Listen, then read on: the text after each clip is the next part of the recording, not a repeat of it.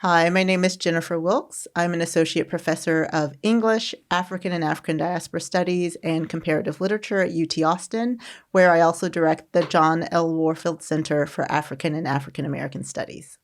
Well, thank you so much for coming in. We really appreciate this. And but it's so interesting to get different perspectives. And you took Carmen, right, the opera, Right. and you wrote this amazing book, which I printed out here, just incredible book, and really took an interesting take on Carmen. And you have a lecture conversation coming Yes. up March 3rd, right, which is the 150th anniversary of Yes, Carmen. yes, the 150th anniversary of the opera's premiere at the Opéra Comique in Paris. It was March 3rd, 1875. Wow. So 150 years later. So talk a little bit about so for those, I mean, most people know of Carmen, the opera. I've seen it multiple times. It's a great opera. But tell us a little bit about the opera. Sure. So, I'll start by saying that even those people who may not know the opera probably know some of its music because it's widely used, commercials. The trailer for the last Mission Impossible used some of the Bizet score. So Carmen is an opera composed by Georges Bizet with a libretto by Henri Meliac and Ludovic Halévy. It premiered in 1875. It's based on a novella or a long short story by Prosper Mérimée, also a French artist. And it was revolutionary in its time. So it's familiar now. Opera companies all over the world perform Carmen on a regular basis. But when it first premiered, it was a little scandalous. So it's the story of a Romani woman in southern Spain, in Seville. She crosses paths with Don José in French, José in Spanish, José. He's from northern Spain, from a buttoned-up family, but he's joined the army and traveled to the south.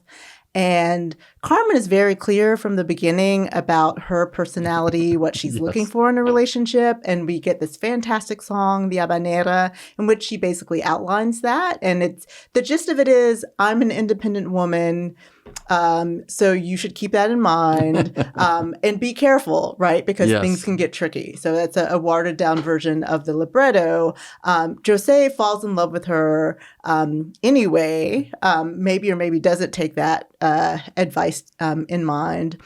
Carmen gets in a fight at the cigarette factory in Seville where she works. José is tasked with taking her to prison, but falls in love, right? And says, okay, I'll set you free. He goes to prison for his crime, but reunites with Carmen, is seduced into this life of freedom and wandering, but still wants to control Carmen. And so ultimately that leads to the couple's downfall. In between, we meet characters like Micaela, who's the girl next door, essentially, from back home, sent by José's mother to remind him of his filial duty. Yeah. And then the wonderfully brash bullfighter Escamillo, who competes for Carmen's attentions and actually has the winning hand because Escamillo is fully confident and tells Carmen, if you're not interested now, find me later. I have this bullfight. They reconnect. And it's like, Carmen, we're equals, right? Let's do this. But José comes back and says, Carmen, if you won't be mine, then no one can have you. And tragically kills her. And that's how Act 4 of this 4-act opera ends. Yeah. And it's amazing. And you were talking about the Mission Impossible. Yes. But I think if I might have butchered this, but I think in your book you said that since like 1916 or something, every year there's been a film adaptation of this. Just about. Yeah. That's crazy. Yeah, it really is crazy. And film adaptations all over the world. So there's an early silent film in the U.S. with Geraldine Farrar, who was a rising opera star. And opera, was gaining its footing in the U.S. still in the early 20th century. Film, very new to audiences. And so she lent some of her musical credibility to this burgeoning art form of cinema.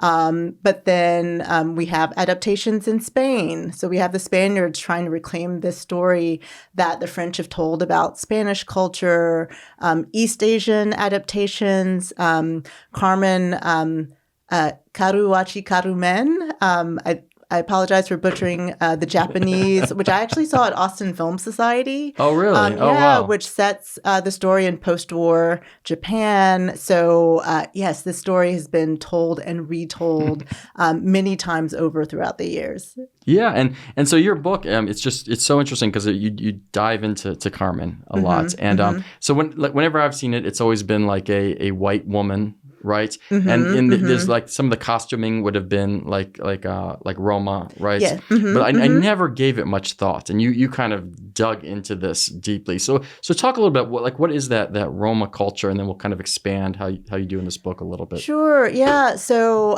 you're right that in the opera, a lot of that culture becomes lost, in part because, as I mentioned earlier, Carmen has become so familiar over time, whereas 19th century French audiences were aghast at seeing this representation on stage. But Roma people are a diasporic community that originated in India centuries ago and then migrated into Europe, into the United States today, right?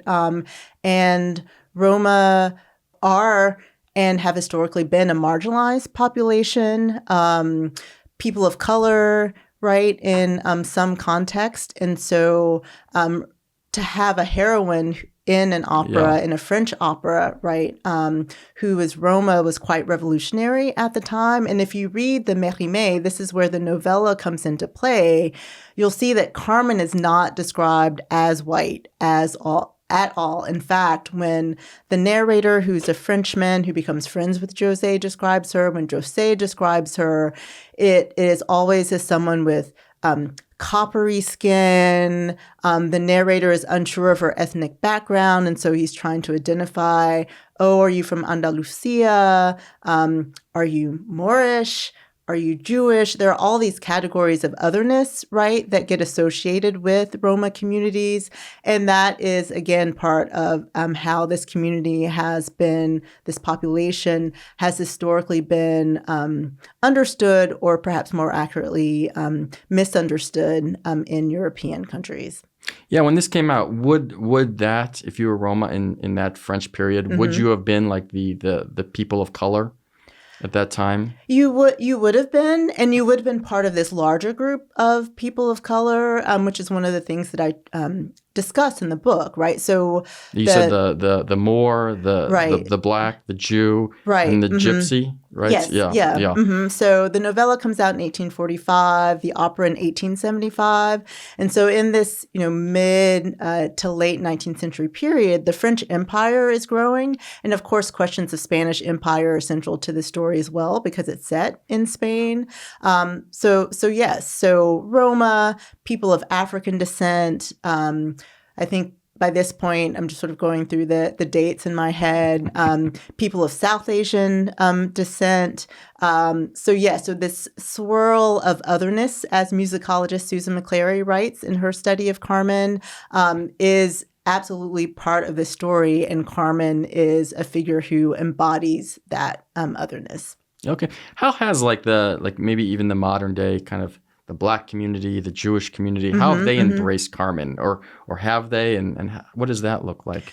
Yeah, so one of the things I talk about in the book, and in fact, this is the central focus of the book, is how Black communities of African descent have taken up the story of Carmen. And I argue that it's because there are these resonances between the histories of the Roma and of communities of African descent around the world. And so this idea of a figure who is part of a community, technically, physically, in terms of being in the space, right, but not fully part of that community. So perhaps not having access to certain citizenship rights, not having access to certain resources, being caught potentially in a web of stereotypes about one's cultural practices.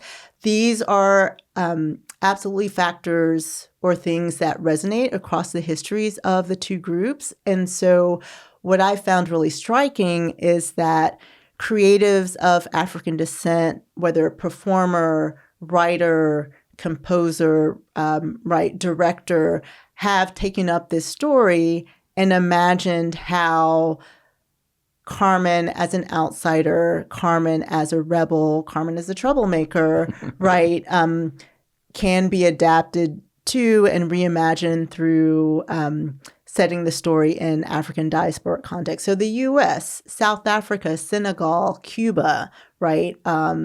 So it's absolutely been something that creatives of African descent have taken up.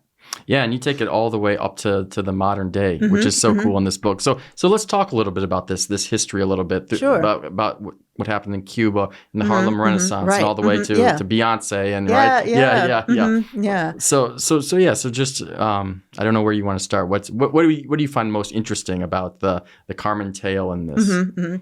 So I'll start with how Carmen becomes institutionalized in a way over time, right? So I mentioned a few moments ago that when the opera premiered in Paris in 1875, it caused a scandal. And friends of Bizet, and I think actually the composer Camille Saint-Saëns may have related this, that after the first act, there was warm applause. People were really excited to see what would come next.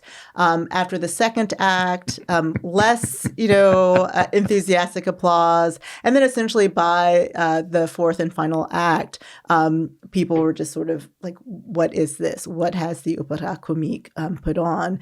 And so in the book, I moved from Bizet and Mérimée to two Harlem Renaissance novels, right? So about 50 to 60 years after the opera premiered. And Carmen is gaining its foothold in opera houses, but it's not quite yet the juggernaut that it is today. And so with writers like Wallace Thurman, who's African-American, Claude McKay, who was Jamaican-American, they are imagining Carmen in their fiction as this rebel, right, and someone who represents the anti-establishment. And so they're writing about people hanging out in cabarets in Harlem, hanging out in cafes in the south of France, but not the fancy cafes, right? The ones where dock workers and prostitutes are hanging out. So again, about 50 to 60 years after the opera, it's a transitional moment. Right. And the Metropolitan Opera has these fantastic online archives where you can track the performances of works, see who the cast are. Oh, wow. But then in many cases, there are also links to reviews of the productions. Oh, wow. And so even those early reviews from the Met, again, in this period, 1920s and 1930s, have the reviewers commenting on performers like Emma Calvé, like Geraldine Farrar, and complimenting them on their musical versatility, et cetera, right? But then sometimes saying, but I think Mademoiselle forgot where she was at times, and it seemed more like we were on the Midway Plaisance is one of the phrases referring to the World's Fair in Chicago. So this popular space, right, where the polite people who attend the Met would not go. Yeah. So there's still, right, this element of judgment there about women and propriety, even as these highly accomplished singers are performing at a place like the Metropolitan Opera. Then we move into the golden age, or I move into the golden age of cinema with the 1954 musical adaptation, Carmen Jones, itself adapted from a very successful Broadway production, and all the glitz and glamour of Hollywood is brought to bear on that film. And we see Carmen as a figure, as a story, the music of Carmen moving into this canonical institutional position. And so that film becomes a star vehicle for Dorothy Dandridge, its lead, also for Harry Belafonte, who plays the role of Joe, the José figure in the film. But it's still mid-century Hollywood, so opportunities are limited for women of color. And tragically, Dorothy Dandridge doesn't regain the heights of that film. She becomes the first Black woman nominated for an Academy Award for Best Actress for Carmen Jones, but then really does not regain that critical success in any of her subsequent films. She dies in her 40s of an overdose. So just a very tragic story. Yeah. And then the flip side of that is Beyonce. And so, she needs no introduction. Yes. Right? But one thing that's often lost in the career, the myth, the legend that Beyonce Knowles Carter is today is that her first movie role... I didn't even know her last names. It's just Beyonce. Yeah. I mean, why would you need to know them? Yeah. People will know who you're talking about. Her first movie role was this made-for-MTV film called Carmen, a Hip Opera.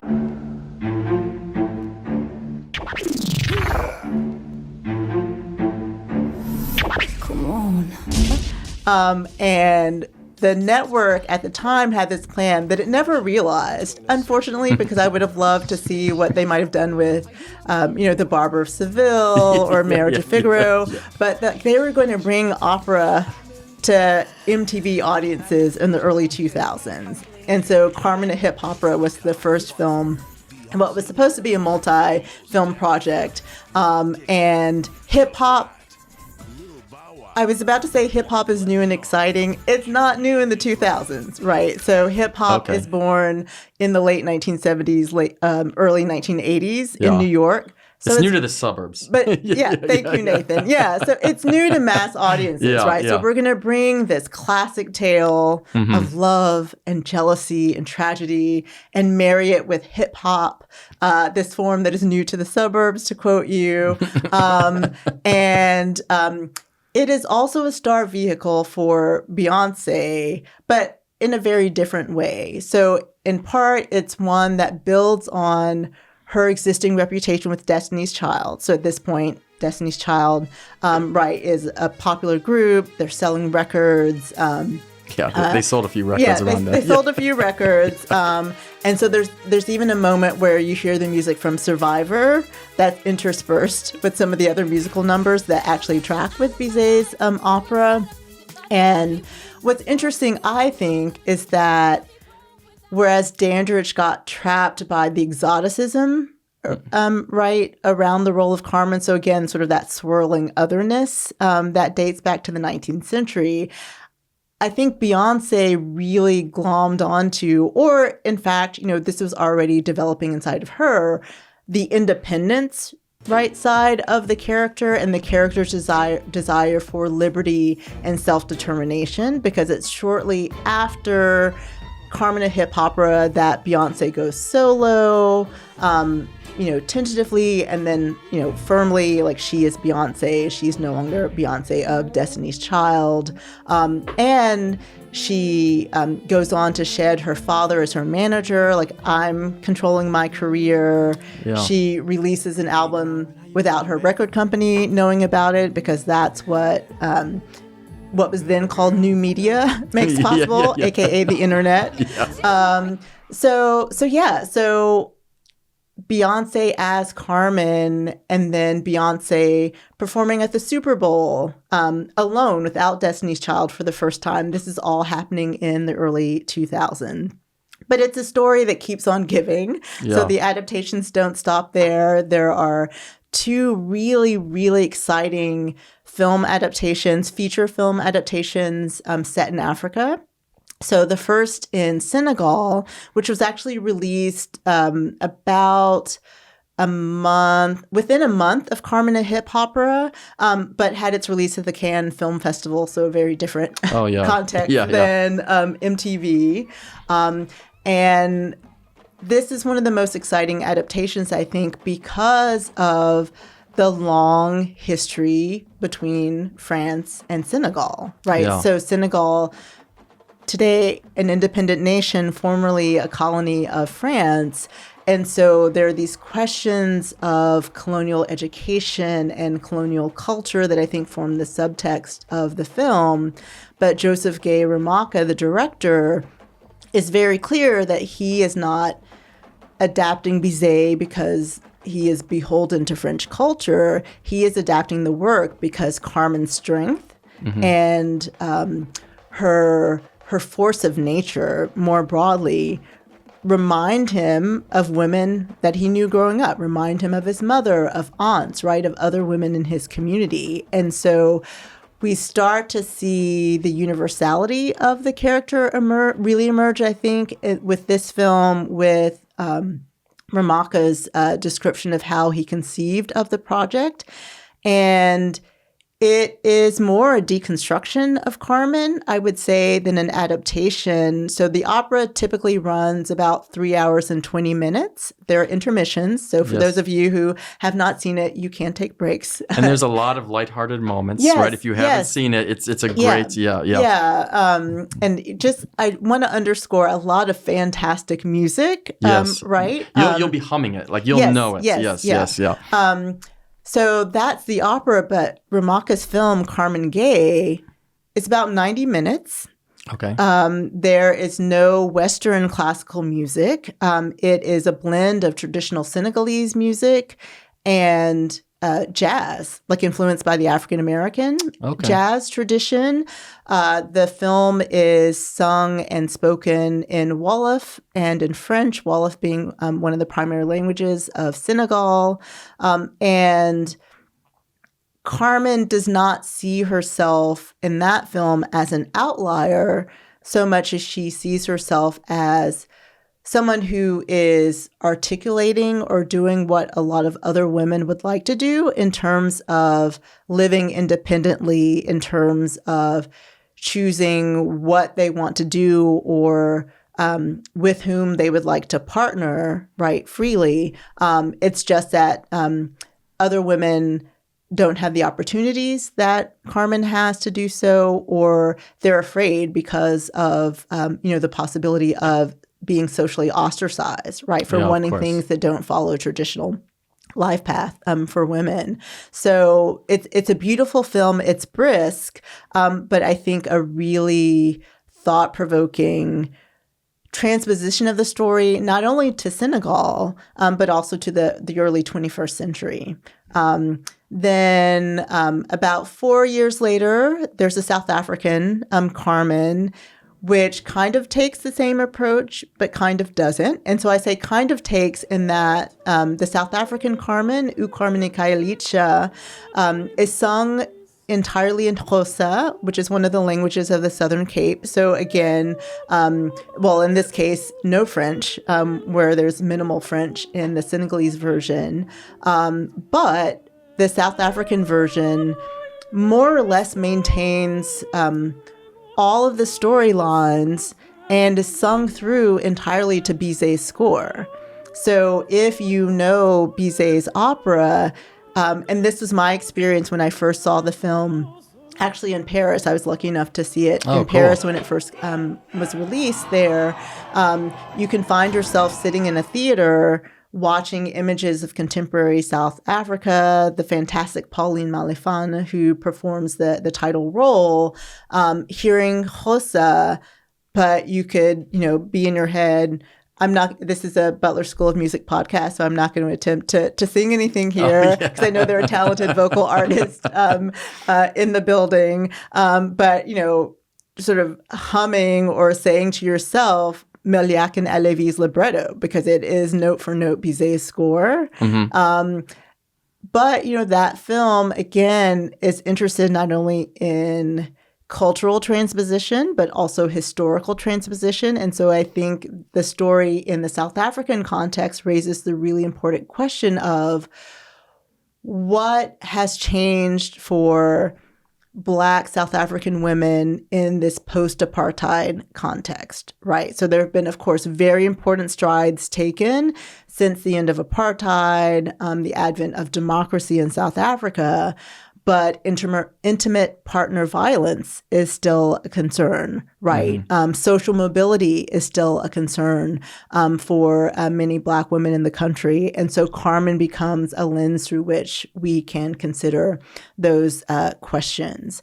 And then I wrap up with a stage musical, so a Broadway style musical that premiered in Paris in 2016, which sets the story around the 1959 revolution in Cuba. So Carmen la Cubana, so sung through in Spanish. There's some spoken dialogue, but mostly sung through, right? And Carmen in that work is aligned with the rebels fighting with Che and Fidel to take down the Batista regime. And one of the many things I love about the musical is that it brings the work full circle musically. Okay. So I talked about the Habanera as being Carmen's signature aria. It's her first song in the opera. And again, it outlines her philosophy of life. If I love you, beware. If you love me, basically also beware, right? So we just need to tread very carefully if we enter into a romantic relationship. And so the name of the aria, or the aria is so named because Bizet was inspired by a Spanish song by the composer Sébastien Iradier. I'm using the French pronunciation there, sorry, called El Arreglito. And Iradier, Spanish, was inspired by music from what was then still a Spanish colony, Cuba. Mm-hmm. So the title Habanera signals of Havana, right, in the feminine form.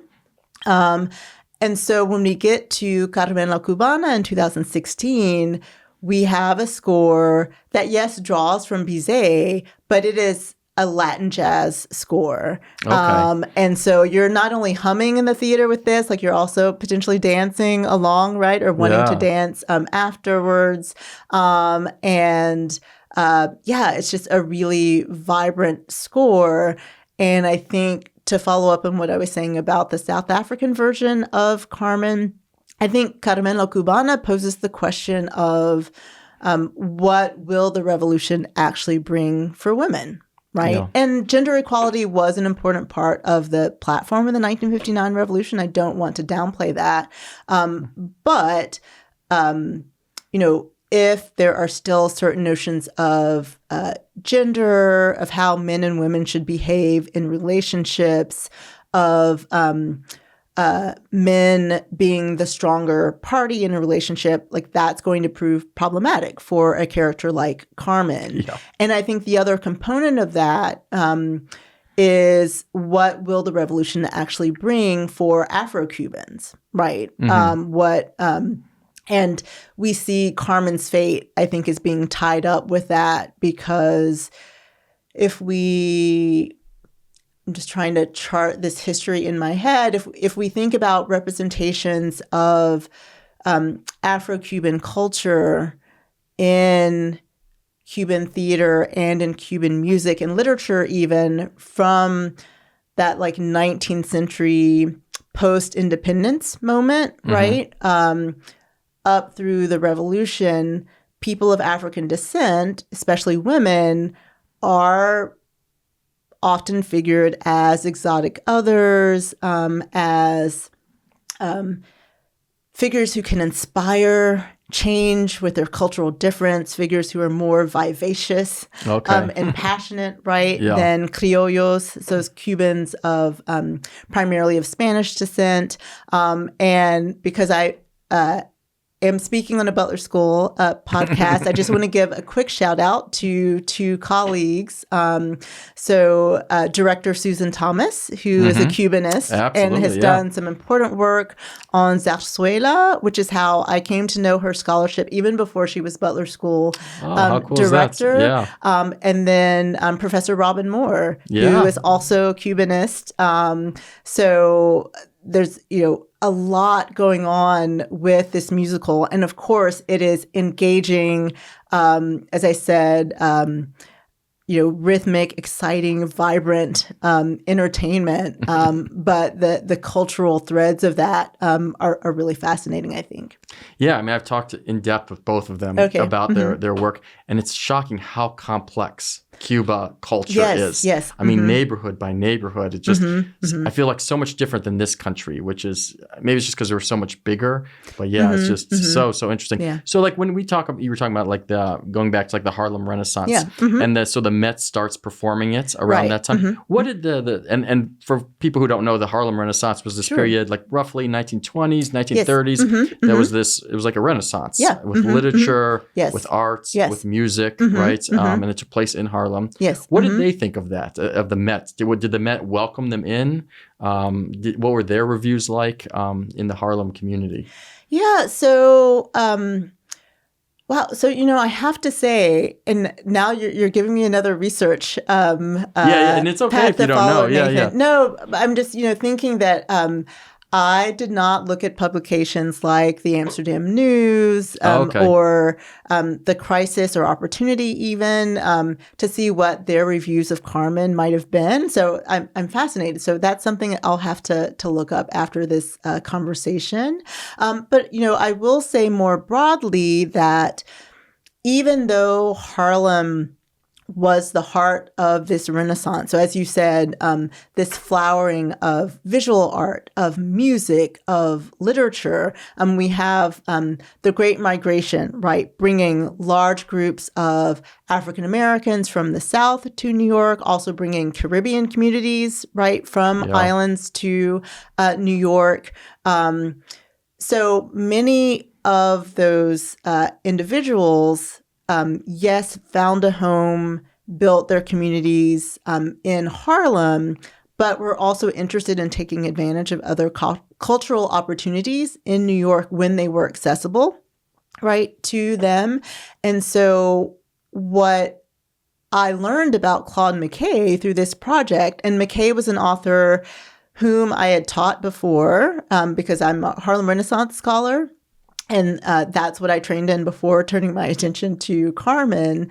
What I learned through this project, and in particular through his letters and his memoir, A Long Way From Home, is that he was an opera fan.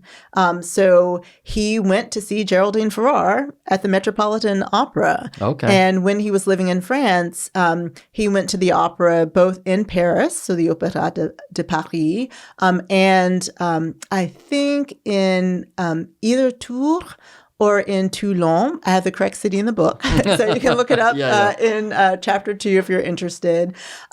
So these artists, these intellectuals, these activists were interested in culture writ large, right? So again, yes, this neighborhood, very important neighborhood in Upper Manhattan, was the heartbeat of the Renaissance, but they were interested in what was going on throughout the city. And as I said, I'm interested to go back to some of those newspapers and see if I can track reviews of Carmen in them. Yeah, it's interesting because the opera we think of as very, very rich and very white. So you wonder back then, how much they were embraced. But yeah, it's interesting. So my first semester in college, I took a class in the Harlem Renaissance literature. Wonderful. And it was like, it just fit. I had no idea what it was. It just changed my life. It was like, this is so much better than high school. Oh, this wow. is amazing. That's great. Yeah, it's a great class. So when we talk about Beyonce and her hip opera, what did you call it? Hip opera. Hip opera. And that's MTV's language. So I'm going to give them credit. Do you think she wanted that part? Is that something you think, like, how did you know anything about how that project came about? So I should note that she knew the 1954 movie musical with Dorothy Dandridge and Harry Belafonte, so she didn't know the opera. But she did want the part, so she was interested in expanding her career beyond music, right? And of course, music remains a very important part of her career. And so this role provided an opportunity to do that, right? To branch out. And I think in that particular portrayal of Carmen, she's less a femme fatale, which is how she's often represented. So literally translated as fatal woman. So this woman is a troublemaker, and if you become involved with her, then you're going to meet your downfall. Although I argue that Carmen is not the problem in many of the adaptations is that people don't respect her boundaries, which is language we use today, right? Yes, but which they wouldn't necessarily have used in the 19th century. And so for Beyonce's Carmen in the MTV project, Carmen isn't the fatally flawed woman so much as she is a woman who wants to be a star. So her character, Carmen Brown, wants to be a singer. She wants to travel from Philadelphia, which is where the story starts, to Hollywood, which is where it ends. And so I think for that reason, the project was attractive to Beyonce and to her team, again, to use the language of our day, because to use language that might sound repetitive, it was a star vehicle about a character, a young woman who wanted to be a star, right? Yeah. Less than a story, again, about this woman who is going to be the cause of her lover's downfall. And in fact, in that adaptation, it's not, spoiler alert, so press pause for about 30 seconds if you don't want to know the outcome of Carmen, a hip opera. It's not her lover who kills Carmen. And I'll refrain from saying who does. So that even then, even too, right, sort of takes things down a couple of notches so that Carmen becomes a more sympathetic character.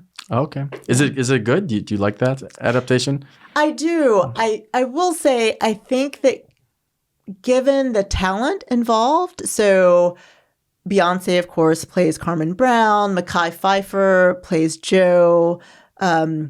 Mos Def is one of the characters. Robert, so MTV put a lot of resources into this. A lot of resources. Yeah. Robert Townsend directed the film. Wow. So it is a stellar team. So I think that they fall short of what that constellation of talent could have been capable of? Yes. But, perhaps my expectations were unreasonable because it is really a dream team, right? Of acting talent, musical talent, directing and writing talent in terms of Townsend. But I highly recommend it. It is a fantastic snapshot of early 2000s culture, pop culture, hip hop culture as it's making this transition, and of stardom as it's understood at that moment when the internet exists, but it doesn't play quite the role in society that it does today. Yeah, I mean, the internet was like, you couldn't post stuff back then, right? You still had these, like, MTV was it, right? At that time, So amazing. So, so anything else before we kind of wrap it up? Yeah, so I think I want to go back to the point about who opera is for. Yeah, great. Yeah. So you mentioned, right, like this perception that opera is for rich people, that opera is for white people, and that is the place. That's what it feels like when I'm there. Yeah, that's what it feels like in 2025, right? But it hasn't always been that way, and I think that the example of Claude McKay is an important one because Claude McKay was the last person, Harlem Renaissance, or thinking about cultural movements more broadly, who identified with the upper classes, who wanted to be or thought of himself as an assimilated person, right? He was someone who sought great art wherever he could find it. And so at that point, and even going back to the 19th century, opera was was perceived as a much more accessible art form. So yes, absolutely. There have always been, at least as I know my history of French opera, people who are members of high society who are getting dressed up and who are spending a lot of money on orchestra seats or box seats. Those are the seats on the sides of the theater. And usually it's just a handful of seats, like maybe 4 to 6 seats, right? So that, yes, is part of the art form's history. But there's also a history of, McKay uses the language describing the Met of sitting with the gods And so those are the seats in the upper reaches of the that's theater. interesting. Okay. So like you're closer to heaven, right? The heavens. Every time I've gone to the Met, that's where I've sat. So those seats are more accessible financially speaking. And today, what I've appreciated in learning about opera as an art form and as a business, and I think this work has become more urgent and more intensive coming out of the pandemic, when many performing arts organizations, right, are recalibrating, are rebuilding audiences and wanting to expand audiences in a number of ways, and especially to reach younger audiences. There are still rush tickets. So that means you buy them at the last minute. They're less expensive. There are student tickets that you can buy ahead of time. There are under 40 programs. And I know that for many of our undergraduates, 40 sounds ancient. But just in general, right, like we're tickets for young professionals or young, people, youngish people who are interested in the opera. So if you've never been, but you're curious about the art form, first, there are a lot of fantastic, and I keep using that word, fantastic, resources available online. If you are a UT student, you can access Met Opera on demand through UT libraries. And then maybe check out what your local opera company is doing. And again, like look for those student tickets, look for those rush tickets. And I appreciate Austin Opera for saying in its pre-performance emails that, and many other opera companies in the US are doing this too, by saying, yes, you can dress up when you come to the opera if that's something that you like to do, but we want you to be comfortable and we want you to be in a position to enjoy the work. So wear what makes you comfortable. And if you go to the Long Center, indeed, you'll see people in a range of dress styles. So I want to encourage students, whether, at UT or already in college or in high school, to seek out opera and not feel as if you have to belong to a certain group or dress in a certain way. It's really the art that these companies and the singers and the musicians, right, performing these works want you to come and check out. Yeah, the person who does the pre-concert talks, Charles Carson, who's on the faculty here, he purposely always wears tennis shoes to the opera as a statement that like, come as you are. Yeah. And he taught opera back in Houston, and he told the story of he was doing a field trip, and some of the students didn't feel comfortable going because they didn't own tuxedos. And he's like, no, like come as you are. So very cool. Is there ever like a history of opera being like segregated at all, or turning away certain patrons, or has it always been kind of welcoming of everybody? So, I mean, there is a history of segregation, but it's one that tracks with particular places more so than opera as an art form, right? So yes, there are segregated opera houses in the U.S., right, in places that enforced segregation. So I think it's important to... So more down south? Yeah, for that question to sort of zoom out to the broader historical context and understand the ways in which segregation operated that way. Yeah, awesome. Yeah. So I wish, it's amazing. It's the 150th anniversary, but not a lot of people are doing it this year. We were kind of talking about it before we started rolling, but Austin Opera is great, right? And they did it like 2 years ago, I want to say. Last year. Oh, was it last year? Okay. Yeah, it was 2024. Yeah, time goes. Yeah. So, and then we're doing, this weekend, we're doing a French opera, The Ghost of Versailles.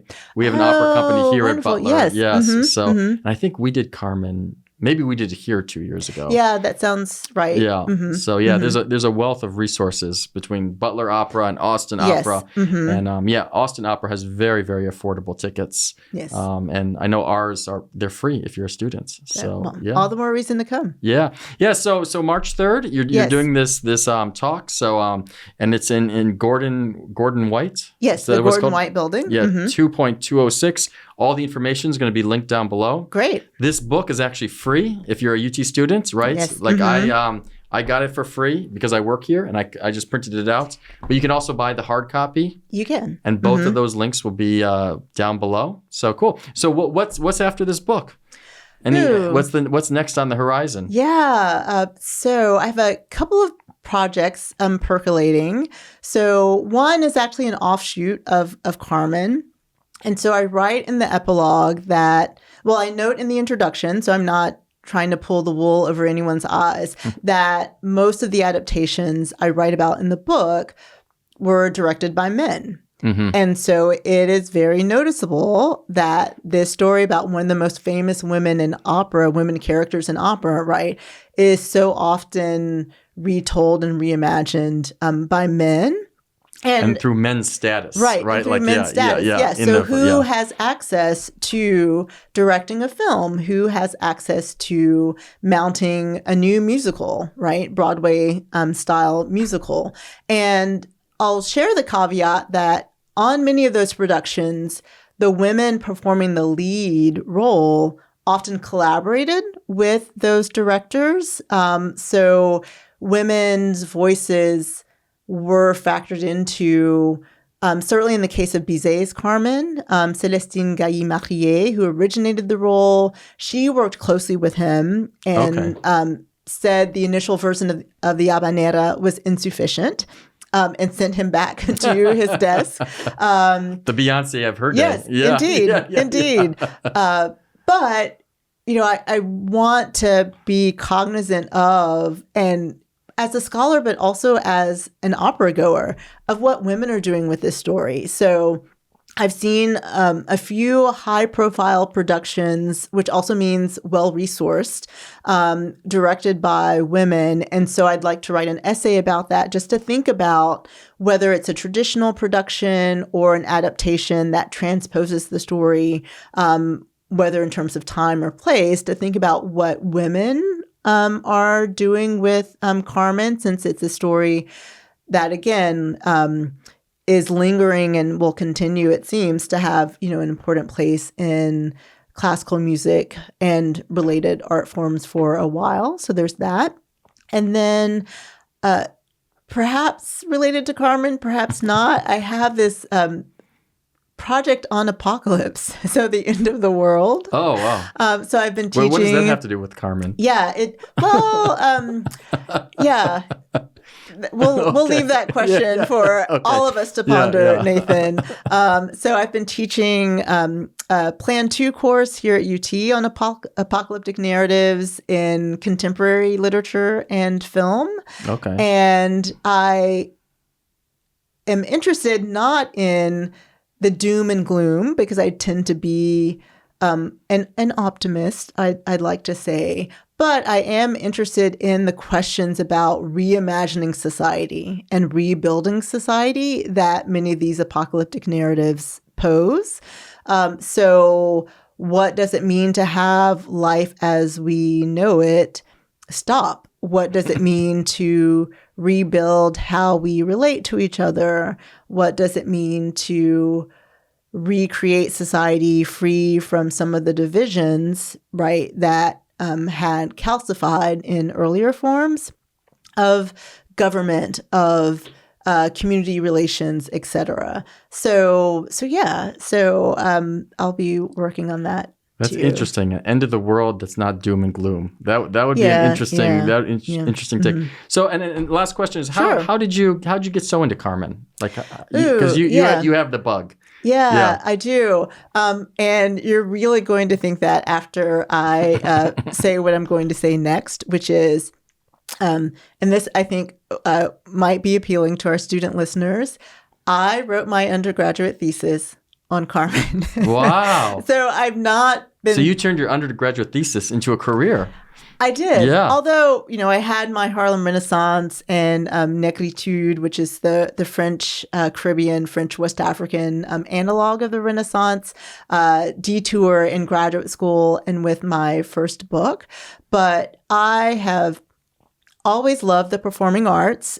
So I studied dance when I was young and have try to see live performance, whether it's dance or theater or symphony, and of course now opera whenever I can. And so my junior year in college, I was an intern at a performing arts center. Oh, nice. And I worked in the education department. And I think, that was really the perfect marriage of my interest and as you said, what's now become the heart of my professional life. So art and culture and education and reaching people and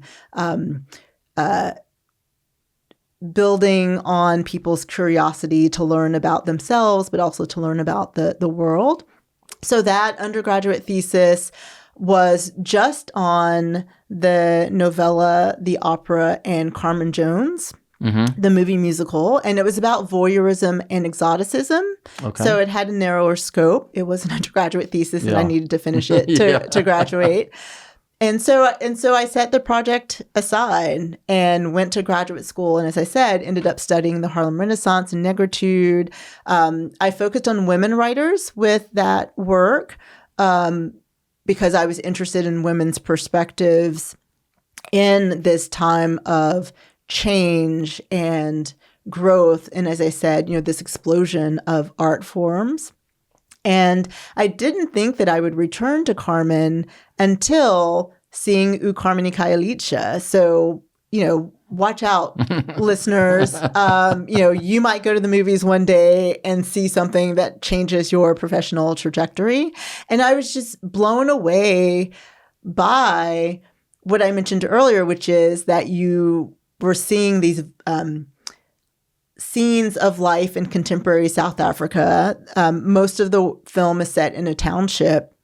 And then hear this 19th century French score. And it wasn't discordant at all. And in my experience, right, it just seemed this really dynamic blending of cultures. And it wasn't as if the South African culture was subservient to or lesser than French culture. They were in conversation with each other. And that conversation really excited me.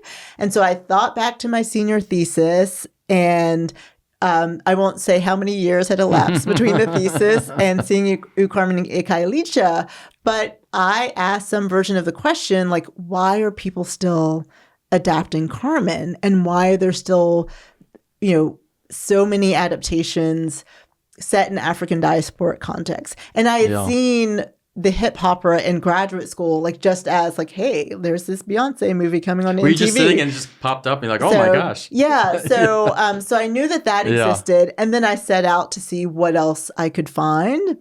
And the project took off from there. But you're right. Carmen stayed with me from that undergraduate experience. And I've finally, I hope, leaned into that passion and that interest and written this book. Yes. Do you remember the first time you saw Carmen? Yes. So I'll give you a two-part answer. So the first time I saw the opera was in spring of 1995 with the Washington National Opera, and Denise Graves, legendary mezzo-soprano, doing important work today with the Denise Graves Foundation, encouraging music education. She performed the title role. I do not remember who performed Don José, but I think I still have the program, so I could go back and look that up. It's been a few years. It's been a year, a while. And then, but I think the first time I ever heard the music was actually the movie The Bad News Bears. Because The Bad News Bears, gosh, I think that's maybe a late 70s movie. Yeah, I don't think I've ever seen it. I've heard of it. Yeah.